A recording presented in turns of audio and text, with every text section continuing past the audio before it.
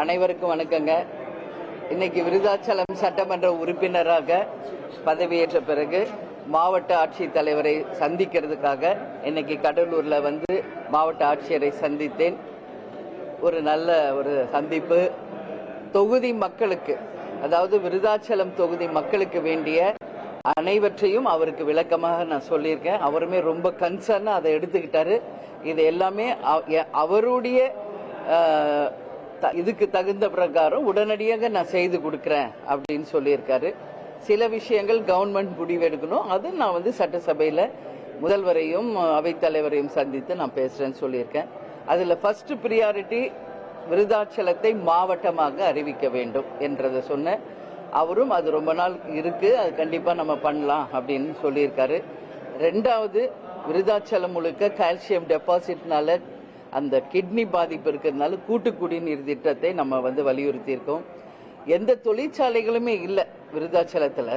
அதனால இருக்கின்ற அந்த பீங்கான் தொழிற்சாலையை மேம்படுத்தி அதன் மூலம் நிறைய பேருக்கு வேலை வாய்ப்பையும் அதே போல அந்த காலேஜ் இன்னும் மேம்படுத்தணும்னு நான் கேட்டிருக்கேன். அப்புறம் மரவள்ளி கிழங்கு, சோளம் இது போன்றவை விளையிறதுனால அந்த மரவள்ளி கிழங்கை ஒட்டி ஒரு தொழிற்சாலையும் இளைஞர்களுக்கு வேலை வாய்ப்பை உருவாக்குறதுக்காக கேட்டிருக்கோம். அது மட்டும் இல்லாம பேருந்து வசதி, ரோடு, லைட்டு, இந்த மாதிரி அத்தியாவசிய தேவைகள் தொகுதி முழுக்க இருக்கின்ற இடங்களுக்கு கேட்டிருக்கோம். பட்டா நிறைய ஊர்ல கிடையாது, அந்த பட்டா வந்து உடனடியாக வழங்கணும்னு நான் கேட்டிருக்கேன். அதை உடனடியாக செய்யறேன் அப்படின்னு அவர் ஏற்றுக்கொண்டார். இது போன்று அப்புறம் விருதாச்சலம் அப்படின்னாலே விருதகிரீஸ்வரர், அது வந்து மிக பிரசித்தி பெற்ற 2000 ஆண்டுகளுக்கு முன்னாடி ஒரு கோவில். திருவண்ணாமலை மாதிரி அது ஒரு ஆன்மீக சுற்றுலாத்துறையாக மாற்றணும்னு சொல்லி கேட்டிருக்கோம். கண்டிப்பா அதுவும் பண்ணலான்னு சொல்லியிருக்காங்க. ஏன்னா பௌர்ணமி நேரத்துல அந்த கோவிலை சுத்தி ஒரு கிரிவலம் பாதையும், அதுக்கு வேண்டிய டாய்லெட் வசதி, தெரு விளக்குகள், குடிதண்ணீர் இது போன்றது வேணும்னு கேட்டிருக்கு. கண்டிப்பா பண்ணலான்னு சொல்லியிருக்காருங்க. ஸோ இந்த மாதிரி முக்கியமான விஷயங்கள் எல்லாமே நான் டிஸ்கஸ் பண்ணியிருக்கேன். கண்டிப்பாக செய்கிறோம் என்று ஆட்சியர் சொல்லியிருக்காரு. அதனால மாவட்ட ஆட்சியர் வந்து இன்னைக்கு அவரை சந்தித்தது ஒரு ஆரோக்கியமான ஒரு விஷயமா நான் பார்க்கிறேன்.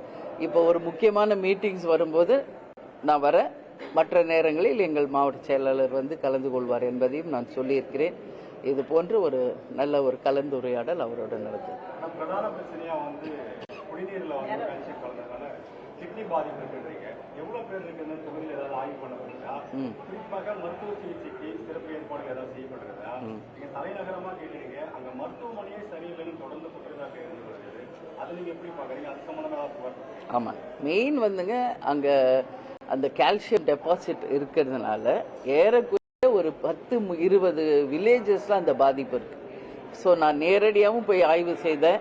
நிலத்தடி நீரை எடுத்தும் அங்கே ஆய்வு செய்தோம். அதில் இருக்கிறது உறுதியாகப்பட்டிருக்கிறது. அது நம்மளுடைய மாவட்ட ஆட்சியரிடம் சொன்ன அவரும் அதை ஏற்றுக்கொண்டார். கண்டிப்பாக இது மாதிரி ஒரு கம்ப்ளைண்ட் தொடர்ந்து வருது, உடனடியாக கூட்டு குடிநீர் திட்டத்தை நம்ம கொண்டு வருவோம் சொல்லியிருக்காங்க. ஹாஸ்பிட்டல் நான் எதுக்கு சொன்னேன்னா, இந்த மாதிரி பாதிக்கப்பட்டவங்களுக்கு டயாலிசிஸ் அங்கே நடக்குதுங்க. அந்த பேஷண்ட்ஸையும் நான் போய் பார்த்தேன். அதுக்கு வேண்டிய ஸ்கேன் மெஷின்ஸு, அதே போல அந்த டயாலிசிஸ் மெஷின்ஸ் இன்னும் நிறைய வேணும்ன்றதும், ஆர்ஓ வாட்டர் எங்க பார்த்தாலும் ஆர்ஓ வேணும்னு கேட்டிருக்கோம். அது வந்து ஃபில்டர் ஆகி வரும்போது அட்லீஸ்ட் அந்த பாதிப்புகள்லாம் குறைக்கலாம். இதெல்லாமே அவர்கிட்ட நான் சொல்லியிருக்கேன். குடி தண்ணீரை பற்றி நிறைய கிராமங்கள்ல தண்ணீர் இல்லாத இடங்களுக்கெல்லாம் வந்து டேங்க்ஸ் அமைத்து கொடுத்து குடி தண்ணீரையும் தரணும்னு சொல்லியிருக்கோம். என்எல்சியை சுத்தி இருக்கிற அந்த ஏரியாவுக்கு என்எல்சி அவர் சேர்மனை பார்த்து அந்த கோரிக்கையும் அவர்கிட்ட நம்ம வச்சிருக்கிறோம். இது போன்ற தண்ணிக்கு மட்டும் இவ்வளவு தூரம் நம்ம எடுக்கிறோம், கண்டிப்பா பண்ணலாம்னு சொல்லியிருக்காரு மாவட்ட ஆட்சியர். முதல் 10 இடங்கள்ல நாய்க்கடியில கடலூர் மாவட்டம் அடங்குது. அது குறிப்பா விருதாச்சலம் சுற்றுவட்டார பகுதியில் அதிகமா நாய்க்கடி வந்து அதிகமா இருக்கு. அந்த சுற்றுவட்டார பகுதியில் இருக்கிற கழிவுகள், குறிப்பா இறைச்சி கழிவுகளை வந்து சாலையிலே போடுறதுனாலையும் கிராமப்புறங்களில் போடுறதுனால அதிகமான குழந்தைகள் அந்த பகுதியெல்லாம் பாதிக்கப்படுது. இது சம்பந்தமா சமீபத்தில் நீதிமன்றம் கூட ஒரு கண்டனம் தெரிவிச்சிருக்காங்க, கருத்து தெரிவிச்சிருக்காங்க. இது சம்பந்தமா ஏதாவது பேசுறீங்களா? சட்டமன்றத்தை சம்பந்தமா பேச திட்டமிட்டு? ஆமா, இது வந்து நேத்து நீங்க பார்த்திருப்பீங்க. திடக்கழிவுகள் மேலாண்மை நான் போய் நேரா போனேங்க. அதாவது டெய்லி கலெக்ட் பண்ற அந்த கழிவுகளை எப்படி தரம் பிரித்து பிளாஸ்டிக் கழிவுகள் தனியா, மக்கும் தனியா, மக்குற குப்பை தனியா, மக்காத குப்பை தனியா பிரிச்சு அதை எப்படி வந்து நம்ம செக்ரிகேட் பண்றோன்றத பார்த்தோம். இப்பவும் இங்க உங்க பிரஸ் மீட் முடிச்சுட்டு நான் எங்க போறேன்னா, மணிமுத்தாறுல இருந்து எங்கெல்லாம் குப்பைகள் கொட்டி இருக்கோ அதை ஆய்வு செய்ய போகிறோம். இனிமேல இதை ஒரு சிஸ்டமேட்டிக்கா கொண்டு வந்து நகராட்சியில சேர்மேன், கமிஷனர் எல்லாரையுமே நான் அழைச்சிட்டு போயிட்டு இவ்வளவு தூரம் குப்பைகள் இருக்கு, ரோட்ல இருக்கு, கழிவுகள் இருக்கு, இதையெல்லாம் வந்து ஒரு சிஸ்டமேட்டிக் பண்ணணும். அப்படிங்கிறப்போ அங்க இருக்கின்ற அந்த லாரிகள், அதாவது குப்பை அள்ளுற லாரி எல்லாம் ரிப்பேர் ஆயிட்டு இருக்குது. ஸோ புதுசா டெண்டர் விட்டு நிறைய வெஹிக்கிள்ஸ் ரெடி பண்ணி அது மூலம் கலெக்ட் பண்ணி அதை வந்து தரம் பிரிக்கும் போது இந்த குப்பை கழிவுகளை நம்ம ஒரு சிஸ்டமேட்டிக்கா கொண்டு வர முடியும். இன்னைக்கும் வந்து நான் வந்து இது என்ன ஏரியா, ஒரு குப்பை கழிவு பார்க்க போறோமே, கண்டியாங்குப்பம். அங்கதான் அங்க பெரிய அளவுல அந்த குப்பை பிரிக்கிறாங்க. அங்க இன்னைக்கு நான் ஆய்வுக்கு போறேன். சோ கண்டிப்பாக எங்களை பொறுத்த வரைக்கும் விருதாச்சலம் ஒரு சுத்தமான ஒரு நகரமாக, ஏன்னா மாவட்டமா அறிவிக்கிறப்போ அதுக்குரிய எல்லா எலிஜிபிலிட்டியும் அந்த இருக்கணும். அப்படிங்கறதுல நாங்க ரொம்ப கன்சர்னா இருக்கோம். கண்டிப்பாக இதை நாங்கள் செய்வோம். தமிழக அரசோட செயல்பாடு எப்படி மேடம் இருக்குது? குறிப்பா இந்தியா முழுவதும் நீட் சம்பந்தமான போராட்டங்கள் பெரிய அளவில் போயிட்டு இருக்குது. உங்களோட நிலைப்பாடு என்ன? இதுக்கு நேற்றே நான் பதில் சொல்லிட்டேன். ஏன்னா ஓட்டு போட்ட மக்கள் தான் உங்க கேள்விக்கு பதில் சொல்லணும். தமிழக அரசின் நிலைப்பாடு, செயல்பாடு எப்படி இருக்கிறது என்பதற்கான பதில் ஓட்டு போட்ட தமிழக மக்கள் தான் தரணும். அதுல நான் உறுதியா சொல்றேங்க. ஏன்னா இன்னைக்கு நாங்க தொகுதிக்கு போறோம், ஆய்வு செய்யறோம், அதிகாரிகளை கூப்பிட்டு நாங்க பேசுறோம். எந்த டெண்டர் கூட விடல, எந்த ஒரு அடிப்படை வேலைகள் கூட இன்னி வரைக்கும் ஆரம்பிக்கல. இது ஆல்மோஸ்ட் 3 months ஆக போகுது. சோ கோடிக்கணக்கான மக்களின் வாழ்வாதாரத்தை கொண்டது. இது ஒன்றும் சும்மா சினிமா கிடையாது. சீன் பண்றதுக்கோ, ரீல்ஸ் போடுறதுக்கோ, வெறுமனே போட்டோ ஷூட் பண்றது கிடையாது. பல கோடி மக்களினுடைய வாழ்வாதாரத்தை இன்னைக்கு இந்த அரசு வந்து கண்டிப்பாக கவனத்துல கொள்ளணும். அதனால நிச்சயமாக இது நல்ல அரசா இல்லையா என்ற கேள்விக்கு பதில் ஓட்டு போட்ட மக்கள் தான் சொல்லணும். மக்கள் தீர்ப்பு தான் மகேசன் தீர்ப்பு. நாங்களும் பொறுத்து இருக்கிறோம், என்ன செய்யறாங்க என்பது பொறுத்திருந்து பார்ப்போம். அதனால இன்னும் என்னுடைய பதில்கள் இது குறித்து இன்னும் அடுத்த சட்டசபை கூடியதுக்கு பிறகு நான் கண்டிப்பாக சொல்றேன்.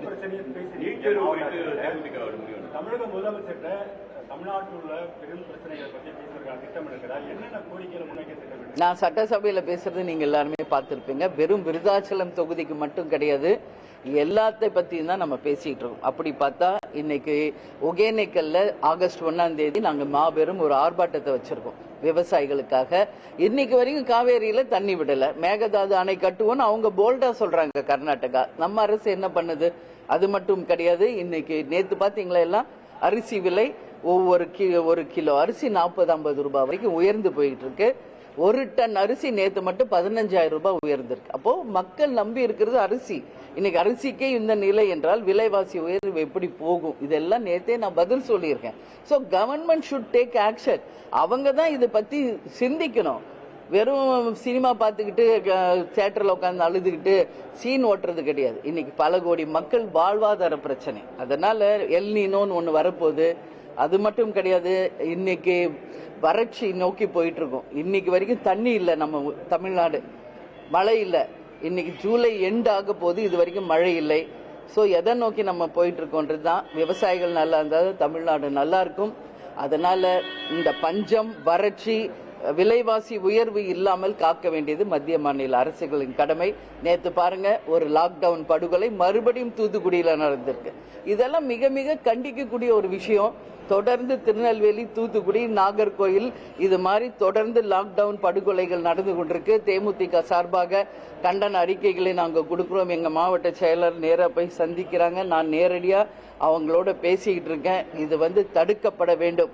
எந்த காவல்துறைக்குமே வந்து ஒருத்தரை அடிச்சு கொள்கின்ற எந்த சட்டத்திலும் கிடையாது.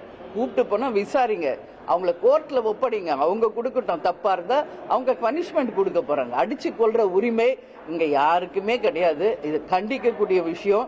ஏதோ காவல்துறையை வந்து நம்ம பாதுகாக்க தான் போட்டிருக்கோம், அடித்து கொள்றதுக்கு யாரையும் போடல. அது வன்மையாக நாங்க தேமுதிக சார்பா கண்டிக்கிறோம். அதான் நேத்து கூட நான் அறிக்கை கொடுத்திருக்கேன்.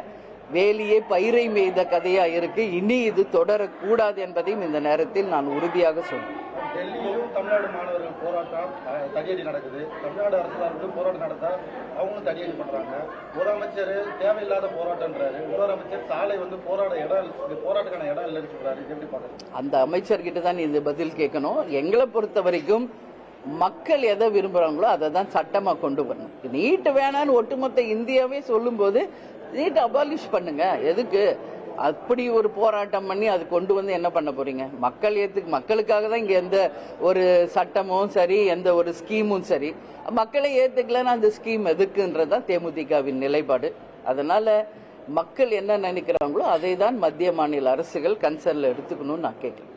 அதனால அவங்க உரிமையை நிலைநாட்ட அவங்க ஆர்ப்பாட்டம் பண்ணிட்டு இருக்காங்க. அவங்கள உரிய முறையில விளக்கம் கொடுத்து என்ன அவங்கள ஒரே ஒரு மினிஸ்டர் ரிசைன் பண்ண சொல்லி கேட்கிறாங்க. என்ன பண்ணா என்ன? ஆமா தவறு நடந்துருச்சு, இல்ல ஒரு மன்னிப்பு கேட்கணும். எதுவுமே சொல்லலன்றதுனால தான் இந்த போராட்டம் பெருசா போயிட்டு இருக்கு. இது நிச்சயமாக ஏற்றுக்கொள்ள முடியாதுங்க. அதனால மக்கள் பக்கம் தான் தேமுதிக நிற்கும். சொல்லும்போது அரிசி விலை ஏறி குறிப்பா உங்க தொகுதி அந்த கம்மாபுரம் ஆமாங்க வேண்டி கொள்முதல் அதிகமா செய்யப்படுது.